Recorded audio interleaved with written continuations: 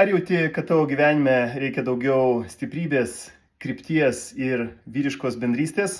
Tuomet kviečiu tave į vyrų klubo Šviesos karys renginį Vyriški ritualai ir pirtis. Šį kartą pas mus svečiuose ypatingas svečias Marius Šmitas, kvėpavimo ir organizmų procesų tyrinėtojas, kuris dalinsis apie šaltį, apie kvėpavimą ir kaip galime paleisti stresą ir turėti vyrišką būseną, gerą komfortą gyvenime. Kviečiu tave, vyre, pabūti erdvėje, kurioje 4 valandas be kaukių, tik su tikrumu bendrausime ir dalinsimės. Paskubėk, vietų kiekis ribotas, garinė, neguminė. Taip pat kviečiu tave į ypatingą praktiką, praktikuoti dar giliau.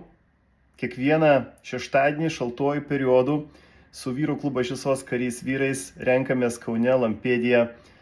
Darau cigūn, kvėpuoju, maudome šaltam vandenį ir darom tai chi praktikas raitelio pozoj, tol kol nudžius vanduo. Tai nėra patogu, disciplina, konkretumas, perėjimas per diskomfortą, tai duoda vyrišką galią. Paversk šitą rudenį į nepakartojamą praktiką, ugdyk discipliną, nuoseklumą ir saviugdą. Susitinkam pirtyje.